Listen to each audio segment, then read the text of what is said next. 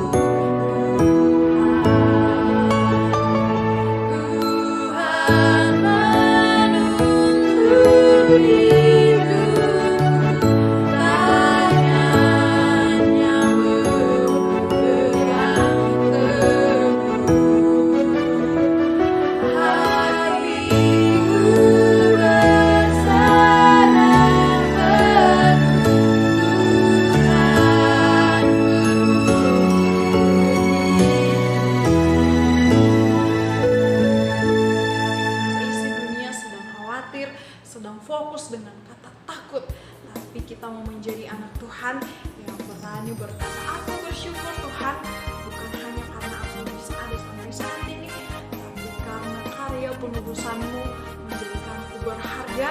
Apapun yang terjadi, aku mau selalu bersyukur.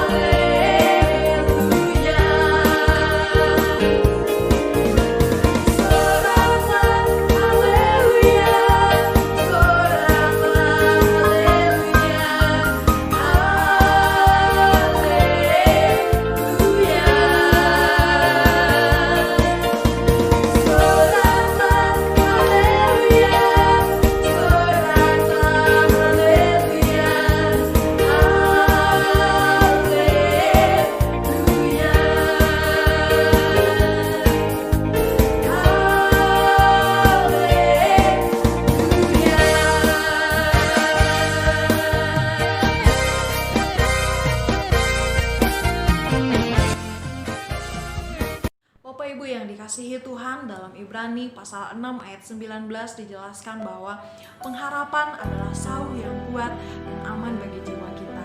Mari kita datang kepada Tuhan Yesus sebagai sumber pengharapan kita. Nyamanlah jiwa kita di dalamnya. Tinggal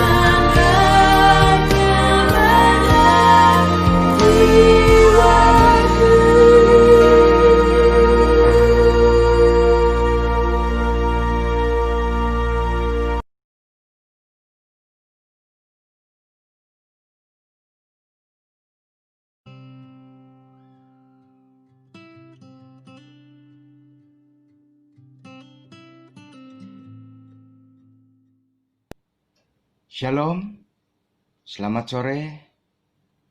Kami bersyukur kalau pada sore hari ini kami boleh mendapatkan tugas untuk melayani dan membagikan renungan firman Tuhan dari kitab Mazmur 101. Dalam kondisi keadaan sekarang, kita tidak bisa saling tatap muka di antara kita masing-masing. Tetapi kita tetap masih bisa berdoa di rumah kita masing-masing. Pada sore hari ini, saya akan membawakan renungan dari Mazmur 101 adalah Mazmur Daud. Dan sebelumnya, mari kita berdoa. Tuhan Yesus, Bapa kami yang ada di dalam surga, sungguh bersyukur kalau pada sore hari ini kami boleh membawakan renungan dari Mazmur 101 dari ayat 1 sampai 8. Tuhan, biarlah Tuhan Kau pimpin, biarlah Tuhan bimbing kami, supaya kami boleh terus merenungkan apa yang ditulis oleh Mazmur Daud. Terima kasih Tuhan, di dalam nama Tuhan Yesus kami sudah bersyukur dan berdoa. Amin. Saya akan membacakan nats kitab sucinya dari Mazmur 101. Bapak, Ibu, dan saudara-saudara sekalian, silahkan menyimaknya. Judulnya Seorang Raja Bernasar. Ayat 1, Mazmur Daud, aku hendak menyanyikan kasih setia dan hukum. Aku hendak bermazmur bagimu, ya Tuhan. Ayat 2, aku hendak memperhatikan hidup yang tidak bercela. Bilakah engkau datang kepadaku? Aku hendak hidup dalam ketulusan hatiku di dalam rumahku. Saya baca ulang ayat 2. Aku hendak memperhatikan hidup yang tidak bercela. Bilakah engkau datang kepadaku? Aku hendak hidup dalam ketulusan hatiku di dalam rumahku. Ayat 3. Tiada kutaruh di depan mataku perkara dursila. Perbuatan murtad aku benci. Itu takkan melekat padaku. Ayat 4. Hati yang bengkok akan menjauh daripadaku. Kejahatan aku tidak tahu. Ayat 5. Orang yang sembunyi-sembunyi mengumpat temannya, dia akan kubinasakan. Orang yang sombong dan tinggi hati, aku tidak suka. Ayat 6. Mataku tertuju kepada orang yang setiawan di negeri, supaya mereka diam bersama-sama dengan aku. Orang yang hidup dengan cara yang tak bercela akan melayani aku. 7. Orang yang melakukan tipu daya tidak akan diam di dalam rumahku. Orang yang berbicara dusta tidak akan tegak di depan mataku. Ayat 8. Setiap pagi akan kubinasakan semua orang fasik di negeri. Akan kulenyapkan dari kota Tuhan semua orang yang melakukan kejahatan. Beberapa penafsir dari kitab Mazmur 101. Ada orang yang menafsirkan bahwa kitab Mazmur 101 ini adalah kitab Mazmur Rajani. Artinya, di mana seseorang yang dipilih dan dilantik menjadi raja, dia harus mengucapkan sepatah dua kata. Dan disinilah Daud mengucapkan, mendeklarasikan tentang prinsip-prinsip atas pelantikannya. Dan juga ada penafsir di mana mereka menafsirkan bahwa Daud yang dipilih dan diangkat menjadi raja sesuai dengan karakter pribadinya.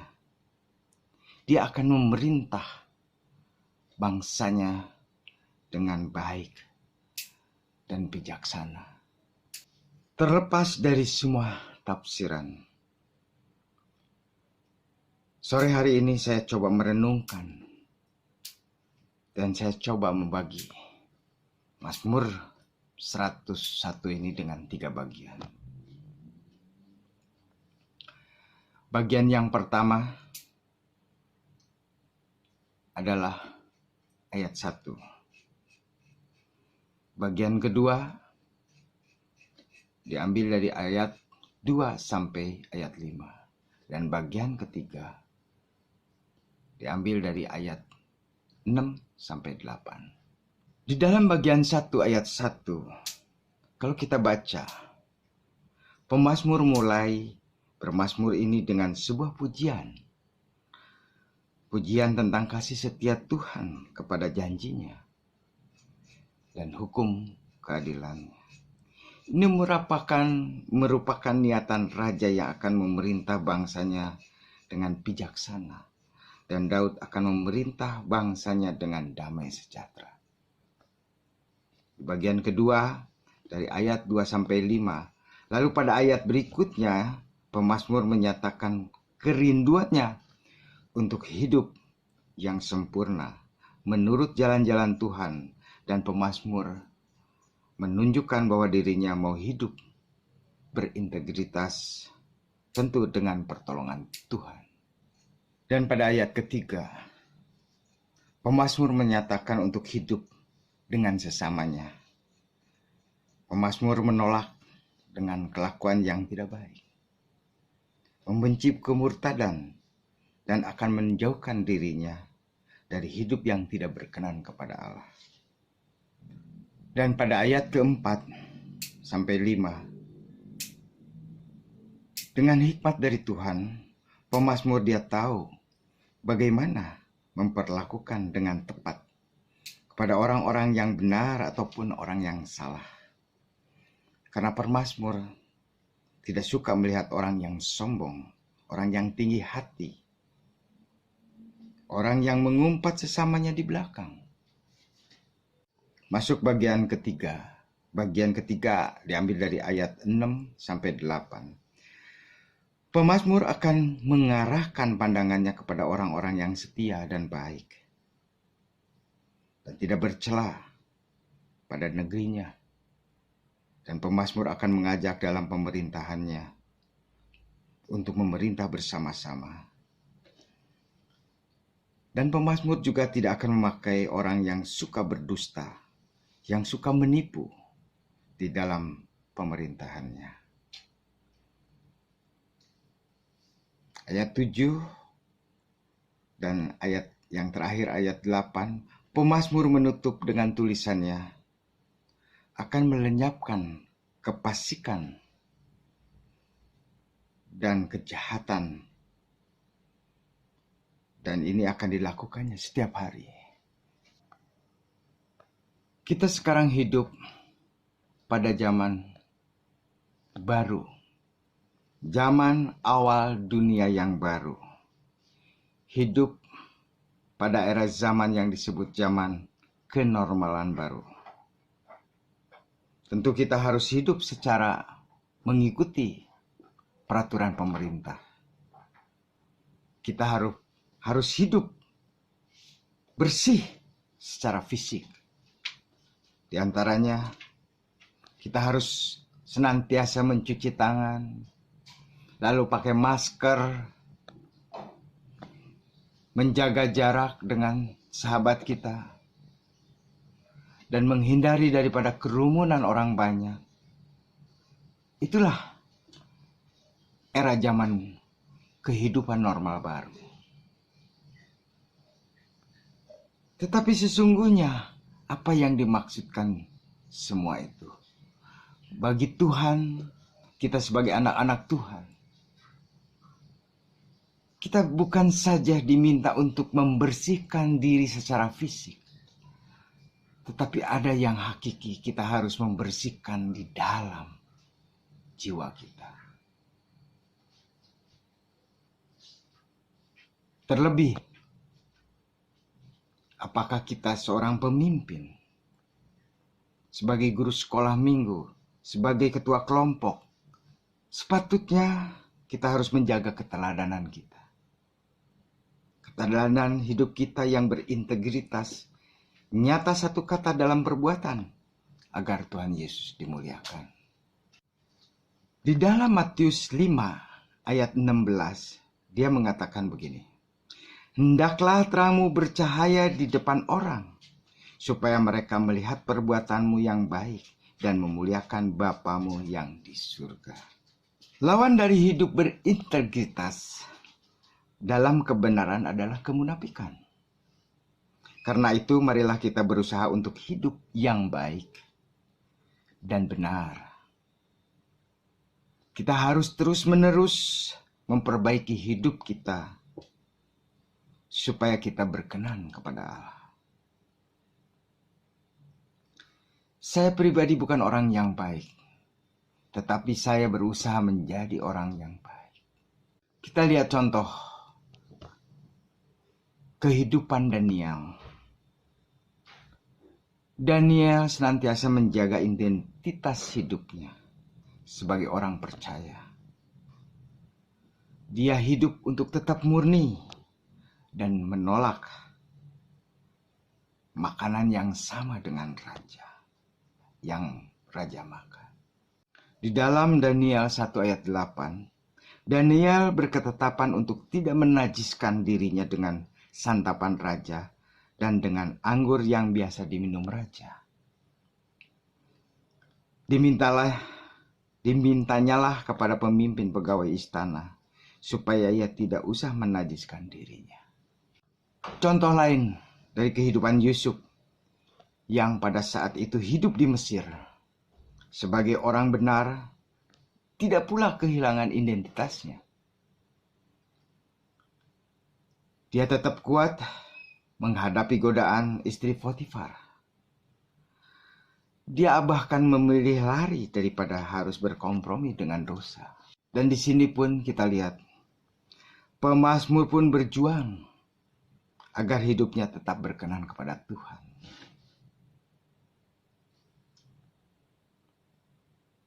Marilah kita memohon kepada Tuhan agar anugerah yang Tuhan berikan kepada kita secara cuma-cuma,